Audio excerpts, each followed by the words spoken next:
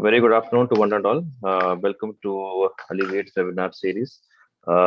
Today's webinar is on a very pertinent topic for today's times, which is Omicron. What is different? So, in today's webinar, I will be taking you through an overview of what is Omicron and how is it a different variant from the other variants of COVID-19. What should we keep in mind and what precautions we should take? Okay, so let's start off then. Right, so this is going to be the overview of my presentation. An introduction, firstly, then I'll be talking about what is Omicron, how is it different, how to protect against Omicron, the take-home message, and finally the conclusion. Right. So, coming to the introduction. Right. So, the staggering number of COVID-19 cases all over the world has set off alarm bells all throughout the world.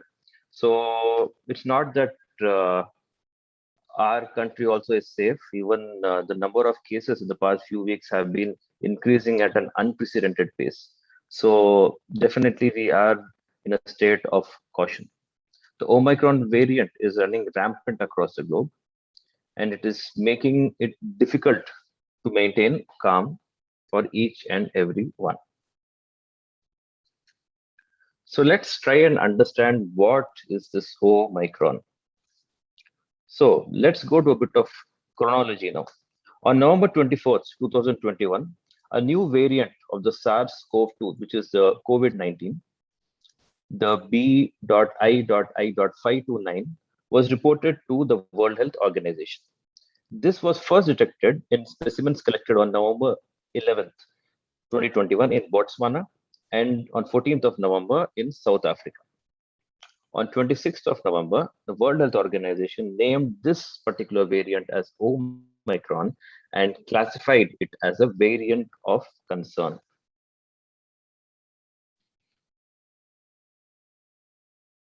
How is Omicron different? Let's have a look at this. Now, basically, what this is a comparative chart over here, wherein we are, okay, so this is a comparative chart where I have put across the symptoms of the conditions which can confuse us whether we are having a COVID or not.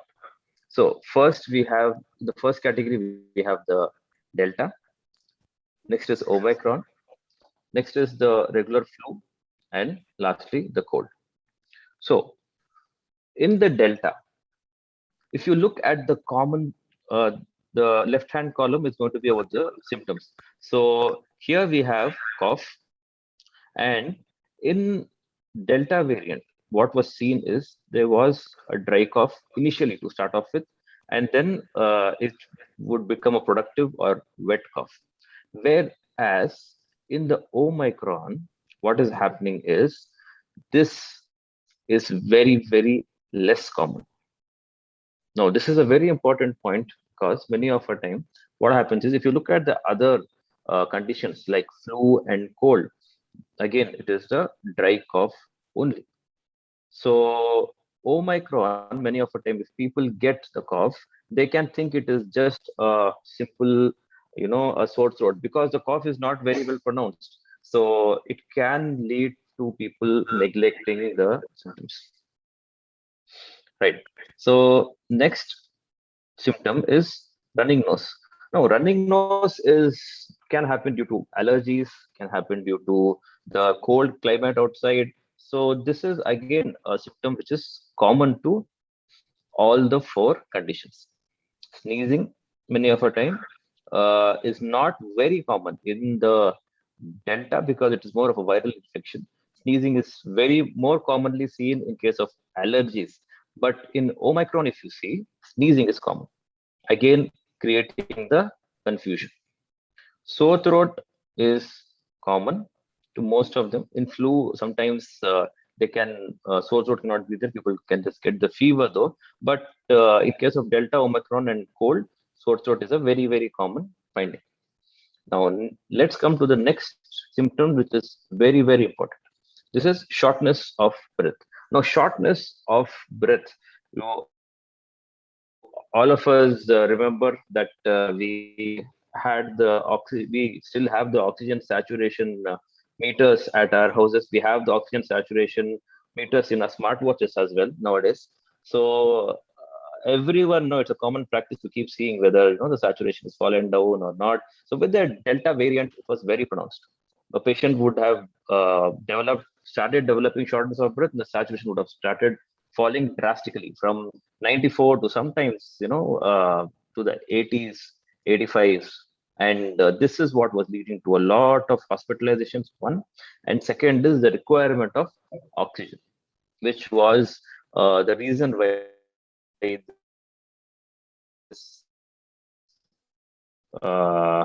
wave, it is relegated only to the Delta variant.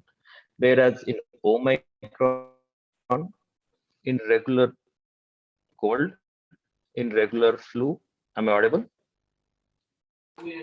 Yes, doctor, you're audible. In So between, the voice was if breaking. you see in, yeah, there was some internet. Okay, right. So to carry on, the shortness of breath is a very common symptom in the Delta variant because uh, this leads to requirement of oxygen, increased hospitalizations, and all that. But this is not seen very much in the Omicron. If you see, this is almost very less common. Now, let's move ahead to the next symptom, which is the fever. Fever again is very common in the Delta variant, people having flu, whereas again in the Omicron, fever is less common. So a lot of people are just having symptoms like a common cold, and many of the time it is going as misdiagnosed, or if I should rightly put it across, underdiagnosed. Next, coming to the night sweats. Remember, night sweats is a symptom which is more commonly seen in tuberculosis. So it is not very much seen in any of these, can sometimes present in the Omicron. Coming to chills, again, a very common symptom whenever someone has high fever. So Delta and flu chills are quite common, whereas in Omicron, it is less common. Coming to headache, it is common for most of the conditions. Coming to another very important symptom, the loss of smell. Remember, anyone who had got COVID, the first thing which they would have checked if they have got any cold or fever is whether the sense of smell is intact or not. So this sense of smell going off is very common in the Delta variant, whereas in the Omicron, you can still have the sense of smell, but still have the Omicron. So this is again a very important variation and a difference from the regular COVID variants. Fatigue is common to most of these. And coming to another important symptom, how long symptoms take to show up. This is called as something known as incubation period. So all of you would have heard of something called as the incubation period. Not many would be understanding the meaning. The meaning of incubation period is, since the time taken, since when the virus has entered your body, and when you have started contracting the symptoms. Okay, so how long the symptoms take to show up is nothing but the incubation period. So incubation period was around 5 days, 4 to 5 days in the Delta. If you look at the Omicron, it's only 2 days, 2 to 3 days. So you can could have got the infection, and you can start showing symptoms from the second day itself, right? So this is another very important variation. So to sum up this, what I would say, how Omicron is different is, remember that the sense of smell is not gone. You might not necessarily have shortness of breath. Fever is less common, and cough is also very less common. So remember, it's become a very difficult thing, right? So it's become very not difficult. I would say a more confusing thing with the Omicron symptoms.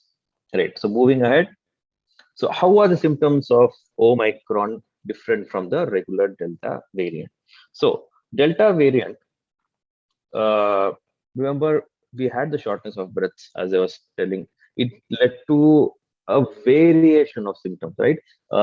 They could many people just recovered even after getting COVID a couple of years back or last year with just simple cough, fever, home isolation, loss of smell, loss of taste, which used to again come back. But again, quite a bit of a chunk of patients develop the severe symptoms as well, like severe illnesses, shortness of breath, oxygen requirement, chest pain, serious lung infections, hospitalizations, etc. So Delta variant, you can tell it was more. It is still there.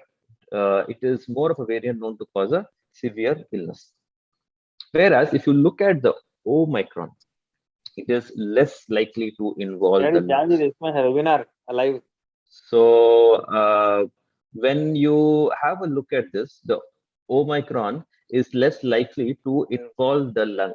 So what does this mean? It involves more of the upper respiratory tract. So anyone can have who's having a common cold or even a little bit of sore throat could be a potential patient of Omicron. But again, a lot of this is still under speculation because more research is awaited regarding whether this can involve the lungs in a more larger way. So this is a data from a UK's Zo COVID symptom study. So I've just put up the symptoms regarding which is the most common. So runny nose, 73% of patients. So running nose, as I had said, many of the time we get the allergies. We can think that running nose is due to just an allergy or a change in climate, a cold climate. But remember, even in Omicron, 73%, the most common symptom is a next is headache, then there is sneezing 60% of patients. So sneezing, 60% of the patients, and sore throat is another 60% of the patients. Other symptoms include persistent cough, hoarse voice, chills, shivers, fever can be there, dizziness, brain fog, which was a very common symptom of the long COVID, can also be present in the Omicron. Muscle pains, loss of smell, chest pain, etc. These are all the symptoms in Omicron. Now, the five most common symptoms, again, uh, as per the US CDC, are cough, fatigue, runny nose, congestion, and generalized body ache. So again, the incubation period, remember, as I had said, what do you mean by the incubation period? It is the time period, the number of days since when you have contracted the virus and when you develop or start noticing the symptoms. So usually for the Delta, it's commonly around 5 days, but for the Omicron, it can be earlier, like 2 to 3 days as well.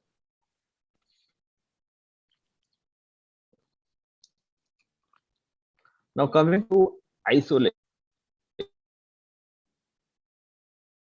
right? So different so again, there are a lot of discrepancies, differences depending on the region you are staying in. So as per the CDC, many of the time, whenever there is positive COVID test, the isolation for now has been told for 5 days from the date of your positive test,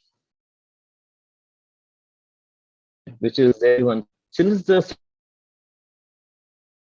mild down think about it has raised concerns all over the world. Lakhs of cases are coming per day from many parts of the world. So I would say definitely we should not underestimate the Omicron. And remember the COVID-19 virus since the beginning, since we have heard of this name, is always full of surprises. We never know what may happen next. Whether now the variant is behaving in a very mild manner, but we never know when again it can become severe. Okay. Now, how to protect ourselves from the Omicron, right? Let's have a look. First and most important thing is stop the spread, which is what we have seen in any of the viral illnesses, any of the flu-like illnesses. Most important thing is prevention is better than cure. So stay at least 6 feet or 2 arms length from people, especially when you are in places where there is a bit of a crowd or lot many people around. And remember how the COVID virus is transmitted. Most of the time, it is by droplet transmission. What do I mean by droplet transmission? For example, even not necessarily only while someone is sneezing, even when if someone is talking as well, even when someone is talking as well, there can be a bit of droplet transmission. And so always remember that keep distance between the other people. This is one of the very important protection measures. Next is, whenever you're coughing or sneezing, cover yourself with a tissue and throw the tissue in trash, and then sanitize and wash your hands. When in public, wear a mask over your nose. This is very important. When you are wearing a mask, please try to wear it so that it covers the nose, not covers your chin, because covering over the chin is not going to give any kind of a protection. Right. And try not to touch your eyes, nose, or mouth, because most of the time the virus stays over your fingertips, your hands. So try to avoid these. Very important to clean and disinfect frequently touched objects and surfaces, and stay at home when you are sick, and get good medical care. Wash your hands often with soap and water for at least 20 seconds, and COVID-19 vaccination. So get the vaccination if you are eligible for it. So what is the best way to protect yourself against the viruses? Wearing masks, we all know, especially now the N95 masks are there. Double masking is what is always safer and better. Maintaining social distancing, for following proper hand hygiene, and then sanitizing the frequently touched areas should hopefully protect you from contracting and spreading this virus. Those who are eligible for COVID vaccinations should get themselves vaccinated. And if booster shots are available, and if you make the cut, if you are eligible for it, please do not wait. Go and get the booster shot. Right. The very important thing about this virus, what we have learned through these years, is isolating is the key. Isolating at the right time so that you prevent the spread of infection to from yourself to your other family members. And this is very much key, because if one person gets in a family, the other person also gets it if you are not following the COVID appropriate behavior. Right. Even if you are going out, be properly masked. And when you have the symptoms and you need to step out for whatever reason, make sure you are wearing an N95 mask. So what are the tools we have with us to fight Omicron?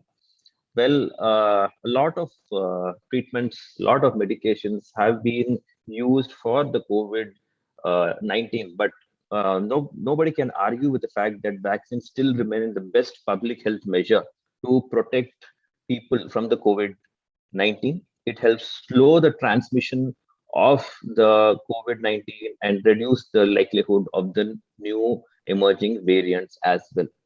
The vaccines are highly effective at preventing severe illnesses, hospitalizations, and even death. So, mask up. Remember, whatever the variant may be, this is one variant what we are having now. But maybe after a few weeks down the line, we may have another variant, because it's a virus. It keeps on mutating, right? So the only thing which is going to protect you from all the variants is your mask. So mask is the most important thing. And another very important thing is, regardless of your vaccination status, it is recommended that you always wear a mask. Okay, so I'm coming towards the end of my presentation now. So I would like to end this with a take home message. So remember to keep these points in your mind. One is to stay fit and active. Follow your fitness regime, whichever it is. If even if it is 10 minutes walk or a jog or anything which you are doing, do follow it. Stay fit, stay active, of course, with COVID appropriate behavior. Drink adequate amount of water, right? Hydration is key, especially in the viral illnesses. Avoid social gatherings. Now, most of the states in India, we are witnessing the peak of the infections now. So for another 1 month at least, try to postpone all the social gatherings, your journeys, your other appointments, and keep in mind that this is a time period wherein we have to be very, very cautious so that we don't, you know, we don't contribute to this again blowing out of proportion. So breathing exercises is a very good thing, which a few people who are suffering from already comorbid lung illnesses, like asthma, or even if they are not suffering as well, right? So breathing exercise is a very good thing. It keeps your lung in a healthier condition, right? So breathing exercises, not just by using this particular instrument, but even by meditation, pranayams, anything whichever suits you best. It is important that you incorporate breathing exercises in your daily routine. Another very important thing is mental well-being. Remember, mental health is of primary importance, right? The brain is one of the most important part of your body. So keep in mind to not panic. Of course, we have seen for the past 2 years what has happened with the COVID, and we are understanding that there is a way with which we can fight against this pandemic. So avoid stress and do take care of your mental well-being. Get vaccinated if you are eligible for the vaccines, right? And whoever has their pending second shots, do get the second shots. And whoever is eligible for the booster shots, do get them once you become eligible, because vaccination, yes, definitely, it has shown to give protection against this virus and also reduce the severity of the illness. Right, to conclude, so I would say that Omicron seems to have very less symptoms, but it cannot be taken lightly. Please do practice COVID appropriate behavior. Omicron is different from the other COVID variants, but it can still produce harm and damage. So keep these things in your mind and follow a COVID appropriate behavior, and this too shall pass. Thank you very much for your patient hearing. Hereby I conclude my presentation.